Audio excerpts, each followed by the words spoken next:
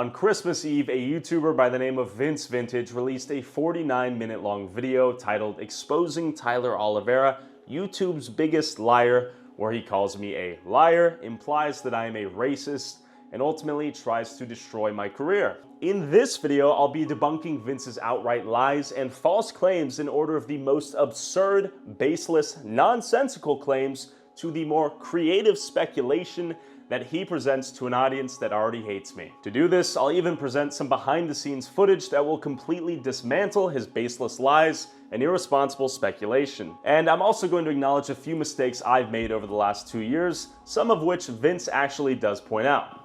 Thank you, Vince. But before I disprove all of the lies Vince uses in his attempt to destroy my name, my reputation, and my channel, I want to set the stage. Vince is a YouTuber who creates video essays. Besides a single photo of him getting married, congratulations by the way, Vince's entire Twitter account is dedicated to myself and my channel over the last couple months. Non-stop, my balls in his mouth like an obsessive ex-girlfriend. Vince is also 33 years old. While I might not typically bring that up in this context, given how Vince talks about this guy who tried to ruin his life for seemingly no reason, I thought it was rather ironic. A 37-year-old piece of shit, low-life loser who has nothing better to fucking do, just wants it down and doesn't have to prove anything about it. And Vince's poorly constructed hit piece against me and my name is the longest video ever uploaded on his channel. The second longest video is one about Jeffrey Epstein. Yup, it seems like this is a bit personal, but it doesn't matter. If his criticism is valid and I am in fact just a liar, then I agree, Vince, call me out. But unfortunately for Vince, it's simply not the case. For simplicity, I'll be using Vince's own tweet of points he asked me to address as a roadmap for this video. Let's get into it. Why did Tyler hide the fact that he shopped at a KKK memorabilia store that sells bleep and passed it off as an antique store?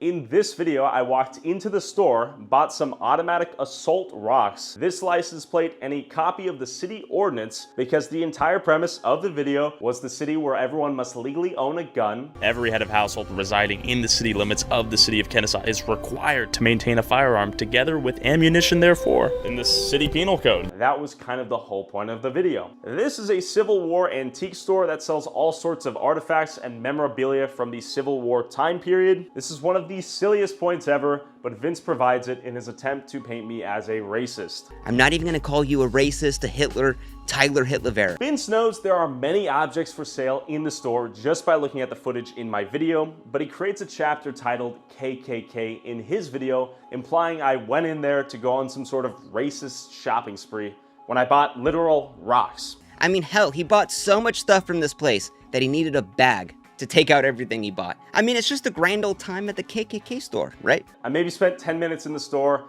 talked to this lady, got an interview for the video, bought some rocks for the bit, and left. This point sort of outlines how desperate Vince is to paint me as a racist at whatever the cost. I'm not even gonna call you a racist, a Hitler, Tyler Hitler. Now, do you think supporting a store like this might come off as maybe a little bit racist? It's literally an antique store with a Civil War theming in the deep south of Georgia. I bought rocks, a piece of paper, and a plate with guns on it. It's almost like saying if you pay admission to go to a Civil War museum, you're somehow supporting slavery. It doesn't even make sense, and Vince knows this, but he preys on an audience that already hates me to create this narrative that I am a racist. Why did he hide the fact that he gave the most racist man in America a welcome gift he bought from the KKK memorabilia store that sells said bleep? First of all, I didn't hide anything. I even posted a photo of him and I on Instagram with a caption titled, "I gifted him automatic assault rocks from Kennesaw." For context, I saw the original video where the most racist man in a video meets another YouTuber, Pootie, and Pootie asks him this. Me or this white rock right here? Be honest, don't lie to me. The rock, it serves a purpose. Secondly, the video where we met the most racist man in America was posted 1 week after the video we made in Kennesaw, Georgia. Here's all the proof that my trip to Kennesaw, Georgia and then to Zinc, Arkansas was in one trip. I still had the rocks from Kennesaw, Georgia. They were in my bag. I thought of it on the fly. It all worked out, once again. But no, this wasn't some premeditated genius meetup. The guy doesn't even have a phone. You can't set meetings with this guy. He was out there. I knew I still had the rocks in the car. I knew about the Pootie bit with the rocks. I knew I could make him laugh if I gave him the rocks. I did. Boom! We have a video. I lied. I did see the Pootie video, and I brought a gift. I had no intention to meet you, and we saw her. Like, that's the guy from that one video. He's gonna blow your mind. You ready for this? Okay, so I know you like the rock more than Pootie. I got an automatic assault rocks. That's kind of funny, right? Oh, yes. But Vince is so caught up in me being a racist that he wants to connect me giving this guy rocks, which is a callback to this video by Pootie, that it's somehow KKK related. They're just rocks. They're fucking rocks. Why did Tyler use a PS5 as bait to get someone to break into his car? 1, that's a TV, not a PS5. 2, to see if someone would break in and take it. We ran a little Mark Rober-esque sting operation with the TV and controller in the car. Fun fact, because I hate thieves, we emptied the boxes and put towels in them. But to be fair to Vince, his real point is that car break-ins and auto theft is so rare in the city of Oakland that we had to perform a little sting operation to show that cars do get broken into. Because frankly, when Tyler goes to these places, it's not as bad as he always wants it to be. So by Tyler showing all these news clips, it could seem way worse than what it really is. What's hilarious about this though is that Vince has hyperanalyzed all of my videos. He's watched the entire Oakland video, yet he fails to include this scene where we walk up to a woman who is taping cardboard to her car window that just got broken into. Know anyone else who's had their car broken into like this? Oh yeah. Yeah? Everybody. Everybody? This isn't my first time going through this. So How many times has that happened to you? I can't even count on two hands. I've had my car stolen 2 or 3 times, broken into, more than 10 times. Yeah.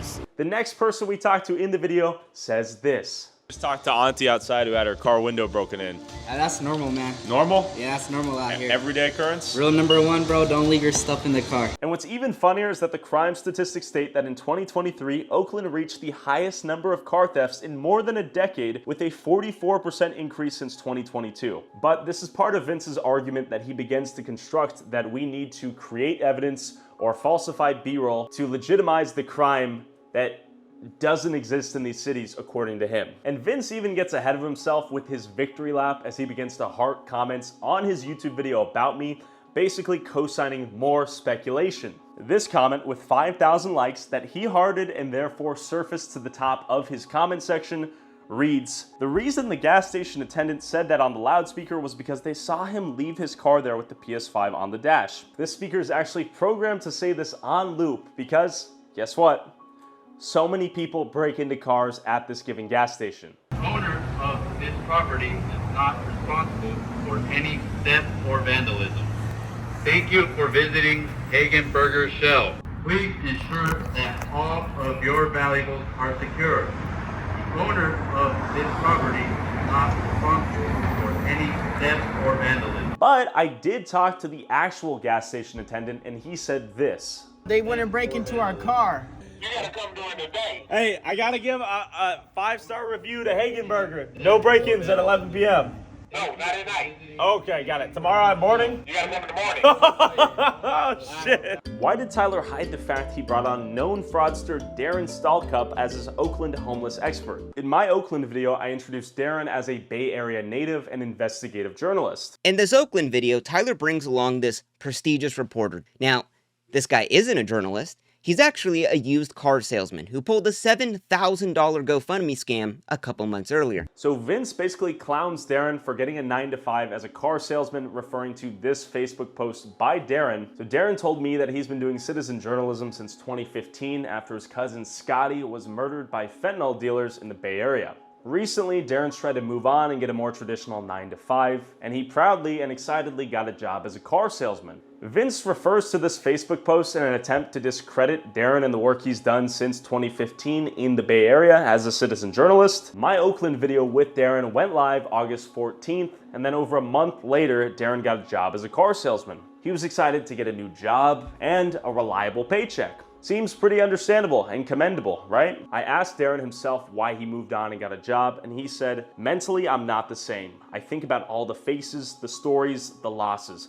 Maybe I've got PTSD, or maybe it's just the anxiety that never lets me sleep. My mind races with what ifs and should haves. I'm human, just like everyone else, yet I feel this crushing weight, this responsibility that I can't shake off. I just want a moment of peace, a chance to breathe without the world collapsing around me. And the dumbest part of Vince's point here is that Darren got the job afterwards. Basically, Vince is trying to attack Darren's credibility because he got a job, and in turn attacking my credibility, and in turn attacking the validity of our Oakland video. Secondly, Vince attacks Darren for running a GoFundMe where he asks his Twitter followers for money to move out of the Tenderloin. Who pulled a $7,000 GoFundMe scam a couple months earlier. I talk a lot about right-wing grifters in my videos, but this week Fox hosted one that was so lazy. I'm honestly kind of impressed. This guy, Darren Mark Stallcup, is trying to raise $10,000 to move from the Tenderloin neighborhood of San Francisco to another neighborhood in San Francisco. Darren told him what he wanted the money for, used the money for that purpose, and received the money from consensual adults. What is the problem? Vince basically throws Darren under the bus to attack the credibility of everything we've done. Next, misplaced B-roll and B-roll mistakes. In my videos, when we're talking about, let's say, crime, we may show an example of this crime happening in the given city. Now, Vince just spent the last 4 months going through roughly 2 years worth of my videos, analyzing almost 15 hours worth of my content. What Vince finds is a handful of examples where a given B-roll shot takes place in a different city. For example, here's this shot in our Oakland video about a machine gun manhunt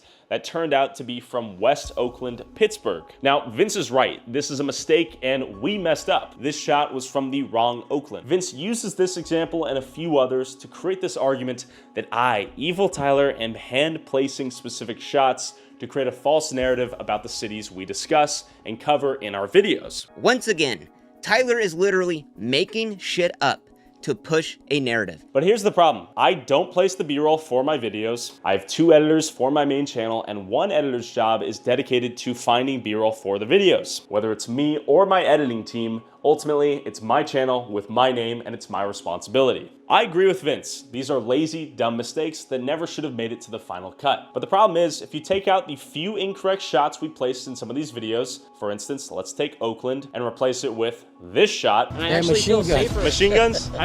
Or this shot, or this shot, or this shot, the same purpose is achieved at visualizing the gun crimes in question. Another example is this shot of a shootout in Chicago that made it in our video about Memphis. So Tyler deliberately knew what he was doing. Okay, let's take out that shot and replace it with any of these shots. Does the gun crime go away? Does the gun wounds of these people that we interviewed in the Memphis video go away? I got shot, my arm.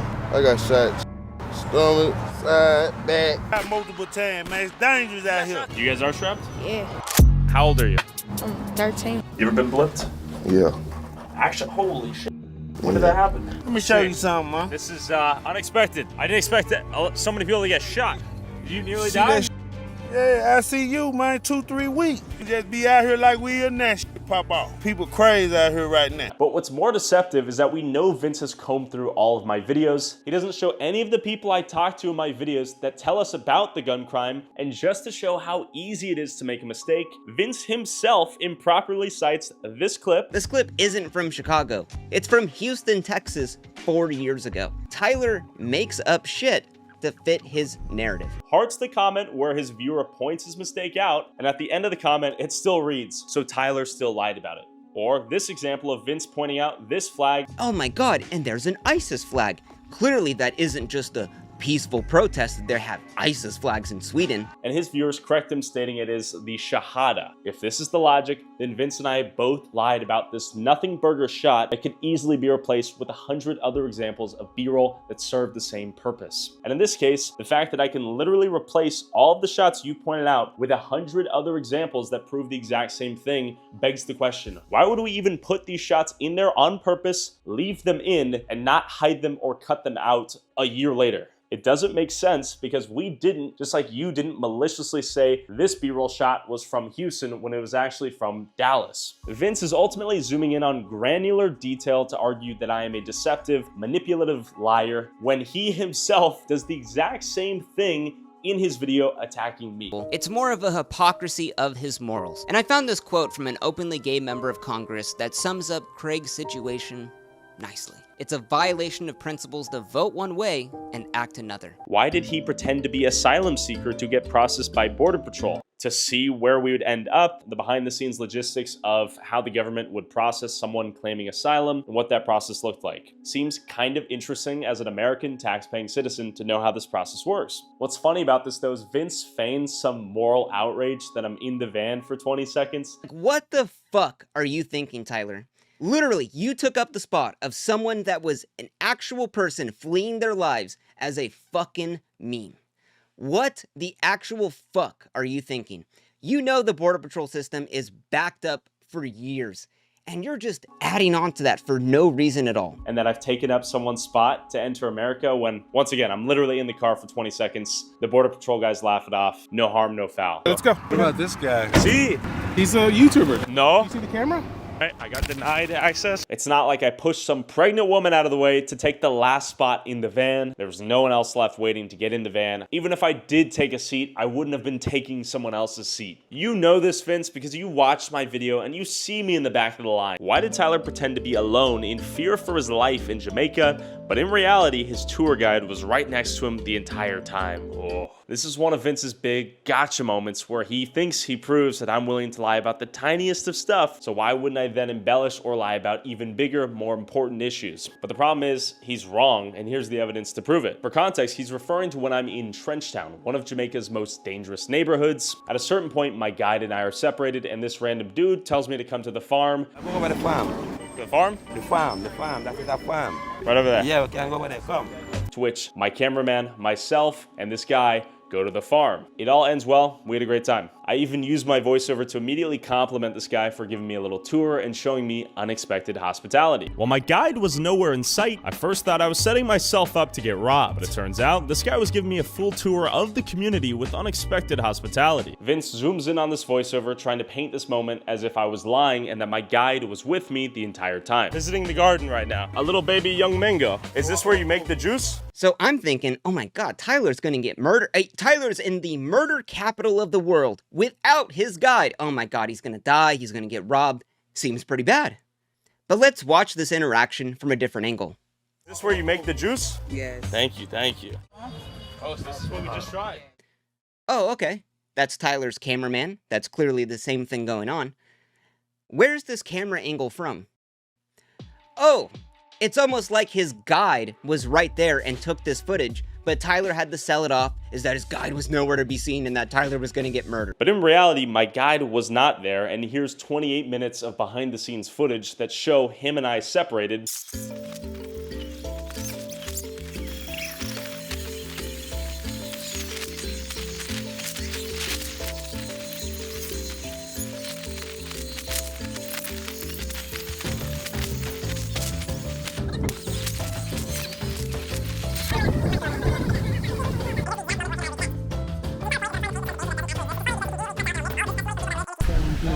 And here's the exact moment where him and I reconnect. Tyler and Blake up there getting some footage and thing. As for me, it's a little bit early in the morning and me hungry. And here's my guide's POV in that same 2-hour-long vlog that Vince points to in his video, stating that we were together the entire time. Yet look, where am I? We aren't together.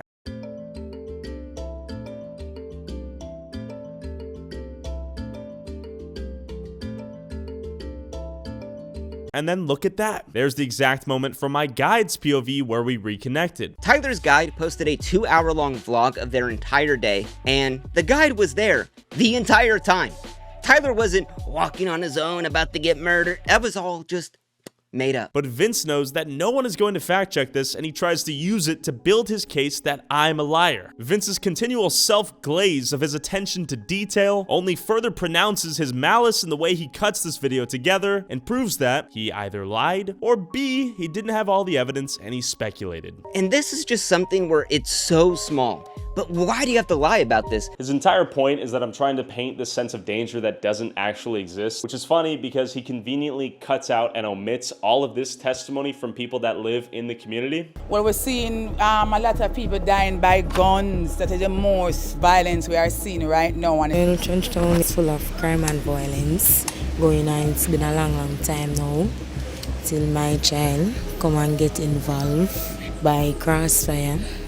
He's now shot and can't walk. Crime and violence, sometimes we just need that for stop. Just the crime and violence. We'll shoot each other? Yeah. Thing is just different now, and it wasn't like this before. As you can see, it's like it's a cemetery. Vince also cuts out any of the good vibes or positive moments. We met this entire self-sufficient community. We're in the ghetto, but everyone's super nice. Boom, boom, boom, boom. In trench down with my boy.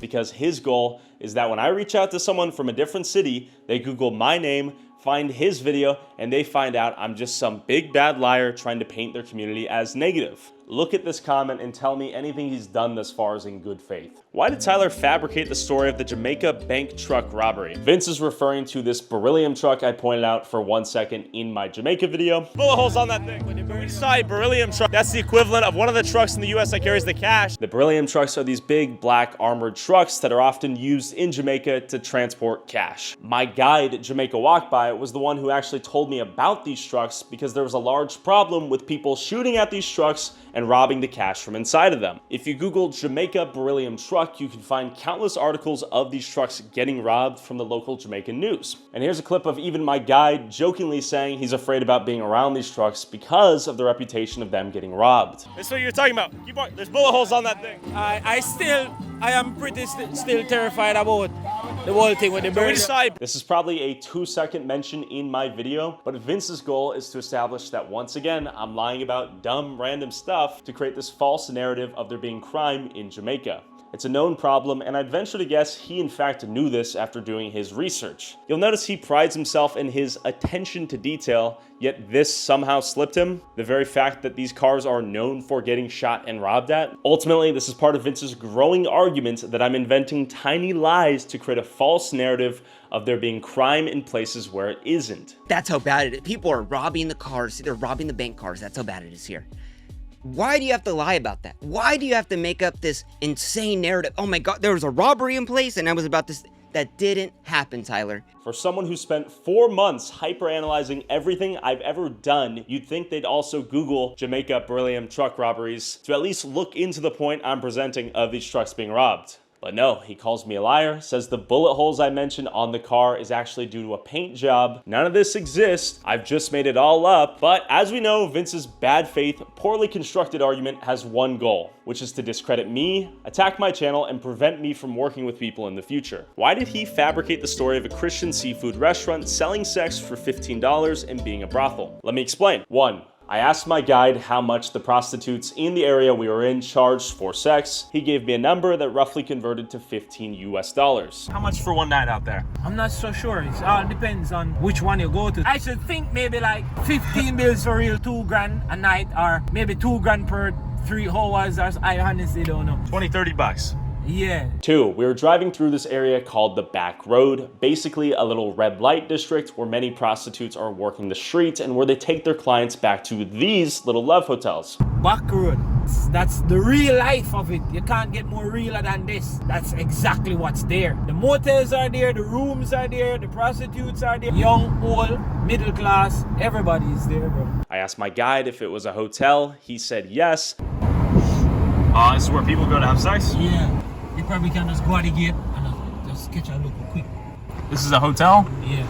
The pirate ship? Alright, this is where some of the ladies get taken to go have sex in. Let me hop out for 1 minute, Blake. Rolling? This is one of the hotels where the ladies get brought to have sex with the customers, the Johns. It is called the Pirate Ship Seafood Restaurant. I guess that's just a front, or seafood restaurant by day, prostitute brothel hotel at night. So Tyler just walking around, sees this restaurant and sees that the lights are on and assumes that, oh my God, that's where all the people are getting fucked in there, man. It's just fucking grimy. It's a brothel. It's the dirtiest place you've ever seen. Yeah, that's where it's happening at. Tyler, this is a Christian catering restaurant that does weddings. Why the fuck would you just make up a lie about this? But I do want to establish a clear difference between me just inventing a lie and throwing this restaurant under the bus with no context versus me misunderstanding a quick little back and forth between my guide and then expanding upon something I didn't fully understand. Even watching it's embarrassing because I clearly don't even know what I'm talking about. It was not my intent to throw this restaurant under the bus, and I legitimately thought it was a brothel. On the bright side, my viewers only left 5-star reviews and said Tyler Oliveira sent me here. I apologize, I fucked up, and it's been deleted from the video. Why did he hide the fact that his 9/11 truther expert he brought on believes Israel blew up the World Trade Center? I never hid that, I never even knew that before Vince's video, and we mainly discussed how he thinks 9/11 was a false flag, and how he believes it was a controlled demolition. But I'm sure there's plenty of other stuff he believes as well that would be equally controversial in Vince's eyes. How did you come to the conclusion that 9/11 was a false flag? For the first 10 years, I did not think anything other than the official narrative. Then, after being shown a close-up video of building number 7 coming down, and that got me going because it's obvious to me that building 7 was a controlled demolition. With that being said, I want to use Vince's point here to address a more important point and theme he presents throughout his entire video, which is that if I platform or give a voice to someone in my video, I am endorsing it, co-signing it, or treating it as a matter of fact. Now, this whole video is based around Tyler just asking questions, or the Haitians eating the cats, with no evidence to back it up. Now, this is a common tactic used by conspiracy theorists. So Tyler, let me ask you a question. I heard your mom was sucking some dong for $50 at the bar, and I had a good friend of mine tell me that they saw her in the car sucking some dong. Vince, come on, man. Bringing up your mama jokes at 33? Vince, keep my mom out of this, and I'll keep your wife out of it, okay? I can tell you an insane conspiracy theory based on no evidence, present it as a question, and it almost gives it some validity. And this is simply not true. In his video, he mostly spends time looking at my video where I went to Springfield, Ohio, when Twitter was in uproar trying to figure out if the Haitians in Springfield were actually eating cats. Point being, Vince only shows interviews in his video that make it appear as if I'm co-signing racist ideas, wild beliefs, etc., etc. Aliens built the pyramids? Do you think it's possible George Bush did 9/11? Wait for me right now. Oh, who are you afraid of at night? Men. Which men? Men in general, or specific types of men who come from different places? Like that man. If he was black, would you guys date? Bonjour.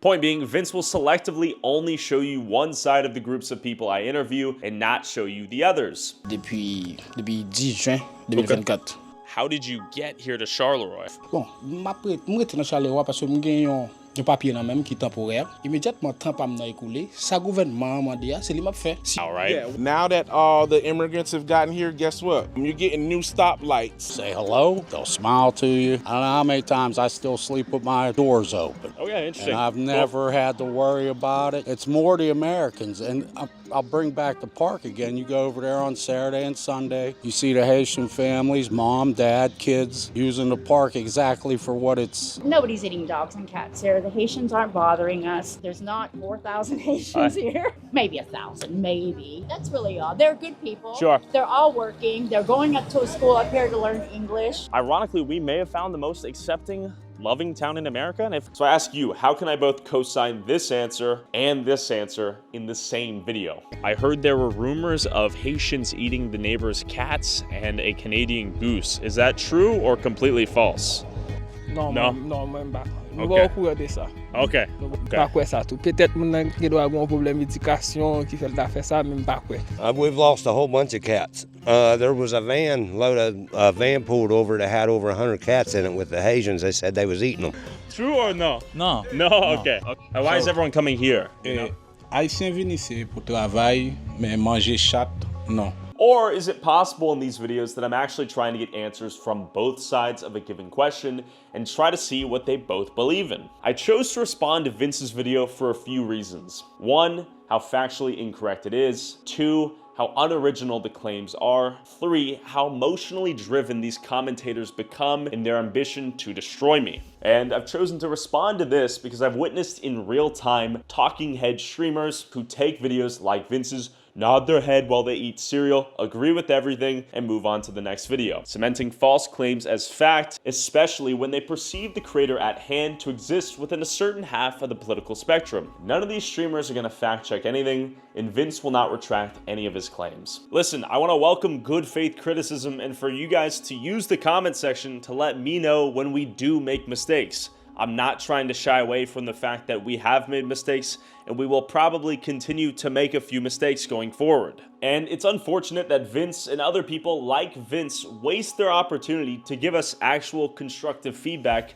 and turn their personal frustration into a 50-minute hit piece designed to stop us from working with people in the future because they don't actually care about giving me constructive feedback. They don't like what we show, and they don't want me on YouTube. Whether it's these types of people calling me Hitler or calling me racist or assuming malice to any and every tiny mistake we make, at the end of the day, these people are simply uncomfortable with the harsh but unfortunate realities that we do show. I've only been doing this journalistic documentarian work for the last 2 years. All I ask is you give us some time to adapt and grow into the responsibility that it's become. Anyways, Happy New Year's, everyone. Thanks for listening. Go hug your mom.